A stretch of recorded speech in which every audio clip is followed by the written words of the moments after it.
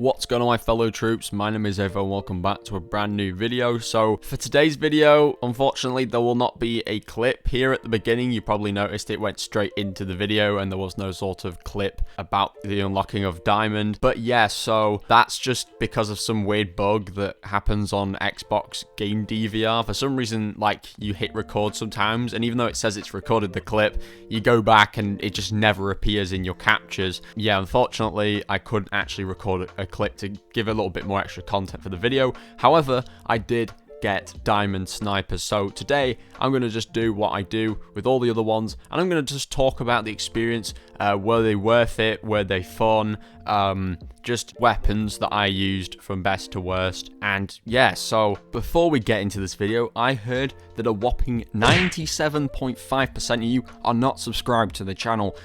Come on, what are you guys doing? If you're not subscribed and you're watching this video right now and you want to see more of my content, be sure to subscribe. And if you're not too sure what I upload, I basically upload tutorials, topic, news, rambly videos, discussions, basically the same thing. Anything really interesting inside of Call of Duty that I want to speak about, I post all sorts on this channel. So if that's of any interest to you, be sure to subscribe with the noties on. It really helps out the channel and it allows you to be notified for future videos. But yes, so other than that, back to the video. I think it's first I should say, honestly, the snipers overall they were actually better than I thought they would be. Honestly, I was expecting them to be a nightmare to use, because from every other experience I've had with snipers in Call of Duty, they have been very, very tedious. But no, it was actually really, really fun. And, I mean, there was obviously some issues, I would say, like, for example, bloodthirsty challenges. They were very, very annoying to finish when you had a bunch of those left over. So that was one of the only problems, I would say. But for all the other ones, I managed to do them fairly quickly, and the thing that I found so just insane was that because I'd actually done a bunch of leveling on the Freeline rifle and the Kar98K back in like December, where I was just trying out a little bit of quick scoping, it actually helped the process be a lot quicker, because the only actual thing I'd say about Vanguard as a game is the camo grind isn't actually hard, it's just tedious, and the reason being it's not actually doing the camos per se, it's more to do with the leveling up. Because there's like 70 levels per weapon, or 60 for like the secondaries, I'm pretty sure. It's just one of those things where it can be very, very annoying to just level the weapon up. But considering I started the Time 99, like, as it was from level 0, that was probably why that was the hardest one for me personally. And I found that they got even easier the further down the list I went. Now, I haven't done the Grenko anti-tank rifle, or the PTRS as many people know it as. I haven't done that. I don't know if I will do this now or just leave it till after I've unlocked Atomic and go back and do it, because it is a DLC, but I'm speaking generally for the 3 that were in the game, the base snipers. Yeah, honestly, the Time 99 was probably the hardest to do. I just found that one to be difficult because I was starting from level 0 on that thing, or level 1, however way you want to put it.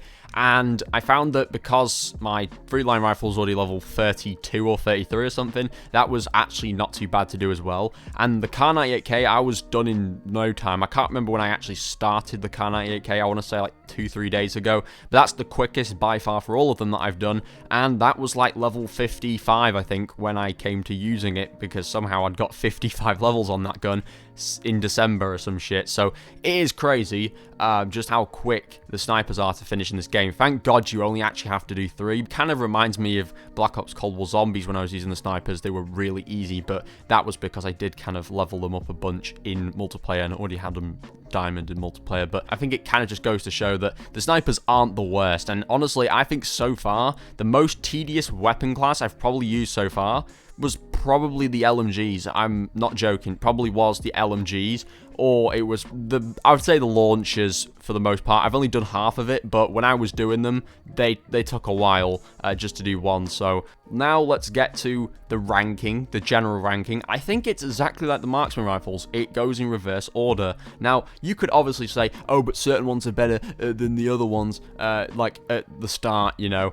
But I'm going off of like how best you can make them into a class. And I haven't gone and looked up best class setups, but from what I was using, they were the best that I had made for myself to cope with and use for the camo grind, and I personally think it was from bottom to top. That was the order. Like, the Kar 98K was absolutely amazing. I didn't even need to take the scope off because it was amazing with the base optic, which is just amazing. I couldn't get that sort of result with the Freeline or the Type 99 with their base optics because they were just hideous, let's be honest. They were just terrible. I just hated those scopes. But the Kar 98K's base scope was actually amazing, and just having a bunch of attachments on, it had the quickest ADS. I swear I was turning into some sort of phase sniper pro or some shit. Like, I was literally snapping around walls, hitting quick scopes with the quickest reaction time possible. I almost felt like I had just transformed into a CDL player. It was really strange. Like, I've never been this good at sniping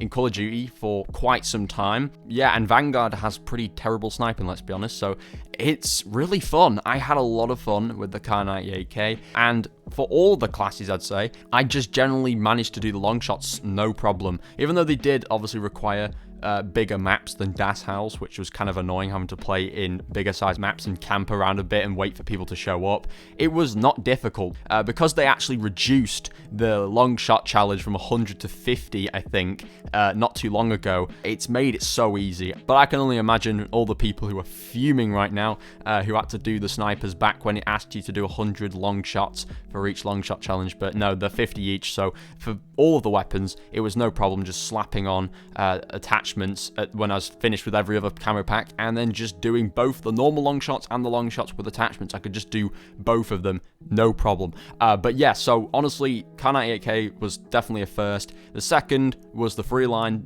Didn't use the base scope. That was one of the snipers, well, one of the two snipers that I had to take the scope off and put like some sort of factory iron sight, and it did the job. It had a wide hitbox, so it was really, really good. I actually liked the Freeline once I got the really good factory iron sight. It was just super accurate, a lot more accurate than the Type 99, let me say that. And the Type 99 was coming last only because, for some reason, the aiming hitbox was so small that hitting a shot, you had to be very, very precise with it, which, say it how you like, you could say that's being more skillful, but honestly, it was just not fun at all, and this was considering I actually had to take the scope off, so if had I had still been using the scope, it was just even worse. So, but yeah, generally, I would have initially put the Type 99 and the Freeline both as a draw in second place, to be honest with you, but no, just the Type 99 just had some disadvantages over the Freeline, which brought it down to third place. But anyway, so now let's talk about Diamond for the snipers. Is it worth it or not? And if I'm going to be honest with you, I do think it's worth it if you're trying to just do snipers, you like snipers a lot, and you just want Diamond to show for that. You know, it's good for the prestige of it, and obviously it's worth doing it if you're trying to get Atomic, because you kind of have to.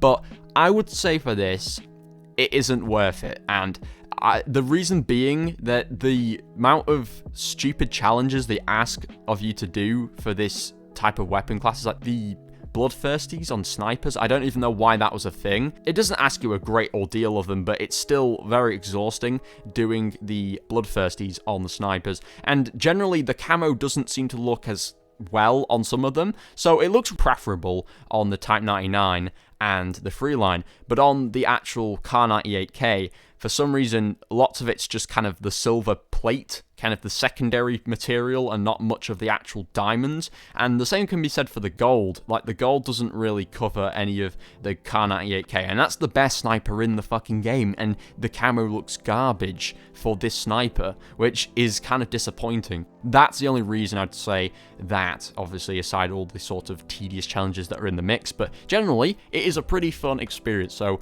hopefully you will enjoy it yourself. I did enjoy it. Although I didn't have a clip to show for it, I was on the castle map. If you don't know, it's that big map with like loads of Japanese trees and stuff. It's a real shame because that is one of the prettiest maps in the game, and I didn't even get a clip on it for Diamond, unlike all the other ones where I got them on like Das House or Shipment or something. So it is a shame. But yeah, hopefully it doesn't happen too much going forward. But yeah, so Anyway, thank you everyone for watching. If you did enjoy, be sure to smash a like on this video. It really helps a lot. It lets me know that you enjoyed the video and lets YouTube know this video is enjoyed by the audience. It really just goes a long way and it means so much to me. And yeah, be sure to comment. We're going to comment down below. PTRS. I don't know why. Just comment PTRS in the comments if you've watched this far without skipping any parts of the video. That really means a lot, and thank you so much. But anyway, thank you for watching, and I'll catch you all in the next one. Bye, guys.